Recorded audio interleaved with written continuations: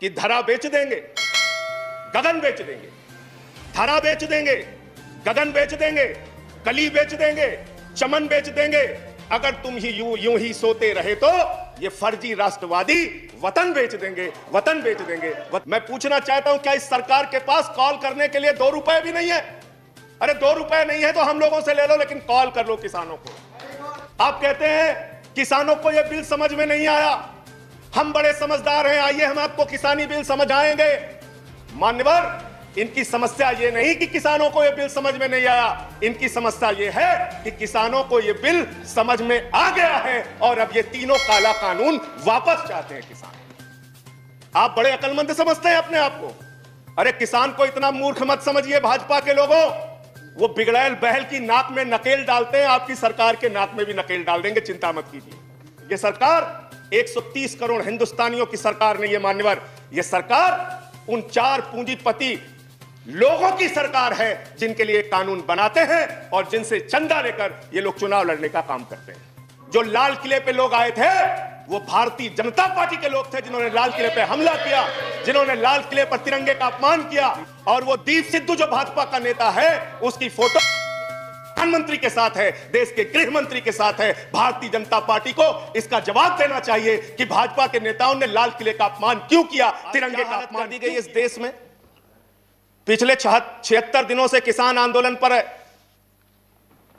उनके ऊपर लाठियां चलाई गई, आंसू गैस के गोले छोड़े गए, बूढ़े किसानों की आंखें फोड़ दी गई, कड़कती ठंड में पानी की बौछारें की गई।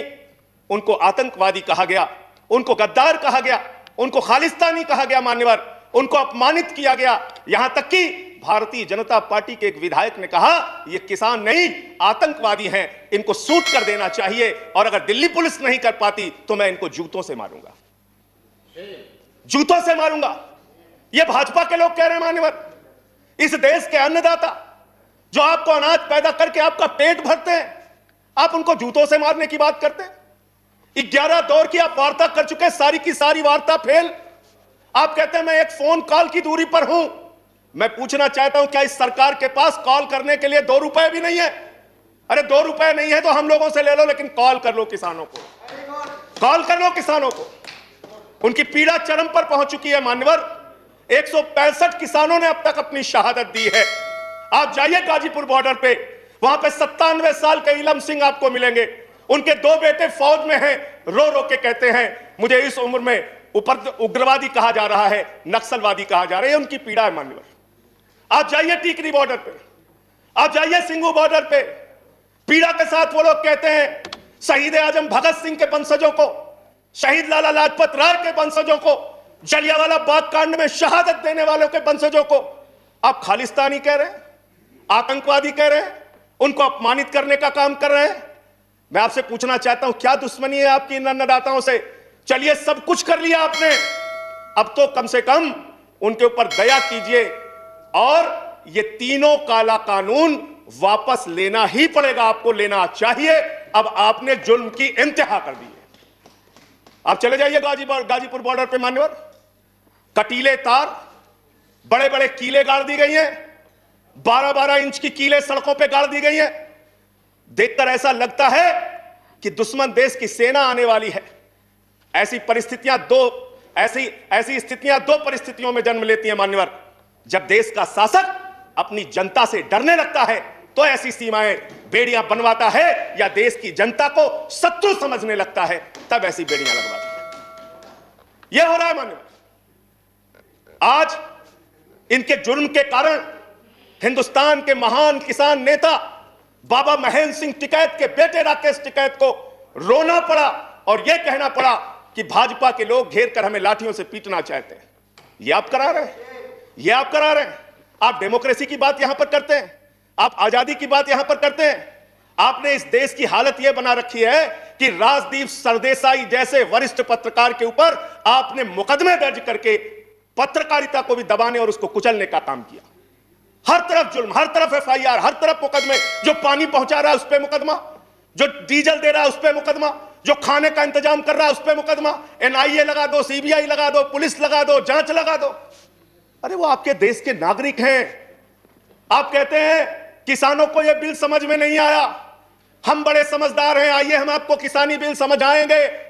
मान्यवर, इनकी समस्या ये नहीं कि किसानों को ये बिल समझ में नहीं आया, इनकी समस्या ये है कि किसानों को ये बिल समझ में आ गया है और अब ये तीनों काला कानून वापस चाहते हैं किसान। आप बड़े अक्लमंद समझते हैं अपने आप को। अरे किसान को इतना मूर्ख मत समझिए भाजपा के लोगों, वो बिगड़ैल बहल की नाक में नकेल डालते हैं, आपकी सरकार के नाक में भी नकेल डाल देंगे, चिंता मत कीजिए। मैं यहां सुन रहा था मान्यवर, मुझे बड़ा आश्चर्य हुआ, सारी की सारी भारतीय जनता पार्टी की सांसद जितने भी नेता बोल रहे थे, कह रहे हैं कांग्रेस पार्टी ने 2019 के घोषणा पत्र में इसको लिखा था, यह बिल तो कांग्रेस पास करना चाहती थी। जीएसटी की बात करो, यह बिल तो कांग्रेस करना चाहती थी, हम इसलिए इसको कर रहे हैं। लेकिन वो सांसद यह बताना भूल गए कि जब यह बिल कांग्रेस लेकर आई थी तो उस समय स्वर्गीय अरुण जेटली जी ने और स्वर्गीय सुषमा स्वराज जी ने उस समय बिल का विरोध किया था। और कांग्रेस ने अगर 19 के घोषणा पत्र में इस बिल को शामिल किया था तो उनको तो 55 पे पहुंचा दिया, आपने तो लागू कर दिया, आपको 5 पे पहुंचा देगी, इस देश की जनता 5 पे पहुंचा देगी। इसलिए अगर आप कांग्रेस के सपनों को पूरा करने के लिए आए हैं तो जनता को भ्रमित मत कीजिए, अपनी पार्टी का नाम बदलकर भारतीय जनता पार्टी से कांग्रेस पार्टी कर लीजिए, कांग्रेस ए हो जाए, कांग्रेस बी हो जाए, जनता प्रचार करे। आप लोग समझें आप क्या कहना चाहते हैं, जनता तय कर लेगी। मान्यवर, इस बिल में क्या क्या लिखा है वो बातें आपको बता के और थोड़ी बातें कह के अपनी बात खत्म करूंगा। असीमित भंडारण की छूट दी गई है इन बिलों में, और वो क्यों दी गई है? 2 साल से अडानी का 100 एकड़ जमीन का लैंड यूज चेंज करने की एप्लीकेशन हरियाणा सरकार के पास पेंडिंग थी, लेकिन 7 मई को जब पूरे देश में लॉकडाउन लगा था उस समय उस लैंड यूज को चेंज करके 100 एकड़ जमीन पर अडानी को भंडारण कोल्ड स्टोरेज बनाने की छूट दी गई और 5 जून को ऑर्डिनेंस के जरिए असीमित भंडारण और कोल्ड स्टोरेज बनाने की छूट दी गई। तो यह बिल किसानों के लिए नहीं लाया गया, अपने 4 पूंजीपति मित्रों के लिए यह सरकार यह काला कानून लेकर आई है। उन्हीं को फायदा पहुंचाने के लिए काला कानून लेकर आया गया है, उन्हीं के लाभ पहुंचाने के लिए काला कानून। यह सरकार 130 करोड़ हिंदुस्तानियों की सरकार नहीं है मान्यवर, यह सरकार उन 4 पूंजीपति लोगों की सरकार है जिनके लिए कानून बनाते हैं और जिनसे चंदा लेकर ये लोग चुनाव लड़ने का काम करते हैं। यह उनके लिए बनाई गई है मान्यवर। इस सरकार में कहा गया दिल्ली के मुख्यमंत्री के बारे में कि किसानों का साथ दे रहे हैं, किसानों का साथ दे रहे हैं। मैं पूरी जिम्मेदारी के साथ कहना चाहता हूं सदन के अंदर, दिल्ली के मुख्यमंत्री अरविंद केजरीवाल, आम आदमी पार्टी किसानों का साथ दे रही थी, देती रहेगी। और आपने हमसे 9 स्टेडियम मांगा जेल बनाने के लिए, केजरीवाल जी ने इनकार किया। हम वहां पानी का इंतजाम कर रहे हैं, आप पानी का इंतजाम रोक रहे हैं। हम वहां शौचालय का इंतजाम कर रहे हैं, आप वहां शौचालय का इंतजाम रोक रहे हैं। आप वहां पर लोगों को पानी, खाना, शौचालय इस तक पर प्रतिबंध लगाना चाहते हैं। इंटरनेट, वो दुश्मन देश के नागरिक है क्या? उनके साथ इस तरह का व्यवहार आप कर रहे हैं। एक माहौल बनाया गया 26 जनवरी को, लाल किले पे हमला, लाल किले पे हमला।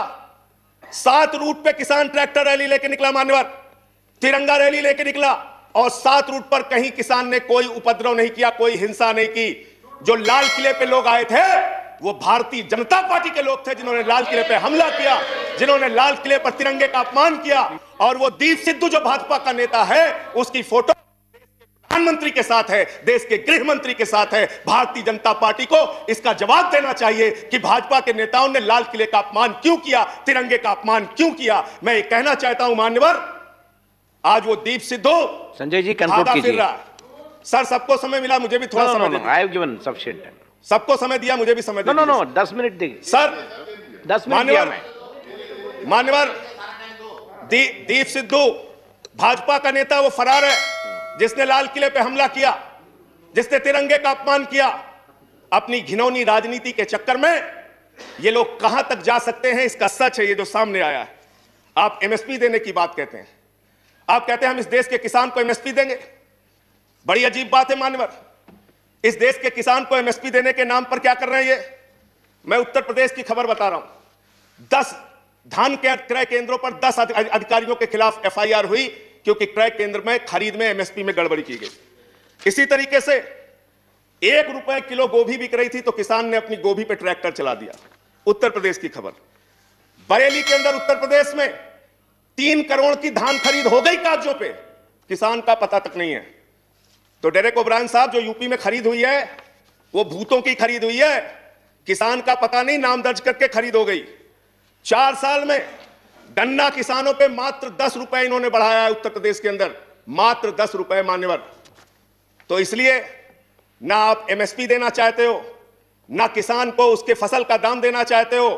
असीमित भंडारण की छूट देकर आपने पूंजीपति मित्रों को यह सुविधा दे दी कि सस्ते में किसान से अनाज खरीदेंगे, सस्ते में किसान से फल खरीदेंगे, सस्ते में किसान से सब्जियां खरीदेंगे, उसका बड़े बड़े स्टोरेज में भंडारण करेंगे, जमाखोरी करेंगे, और जब बाजार में फल सब्जियों की कमी हो जाएगी, अनाज की कमी हो जाएगी, तो महंगे दामों में जनता को बेचेंगे। यानी आपने महंगाई को, जमाखोरी को, कालाबाजारी को इस बिल के माध्यम से लीगलाइज करने का, वैधता प्रदान करने का काम किया है, इस देश में महंगाई बढ़ाने का काम किया है, उसका रास्ता आपने खोला है। इसलिए भी ये बिल, तीनों का तीनों काला बिल वापस लिया जाना चाहिए। Thank you.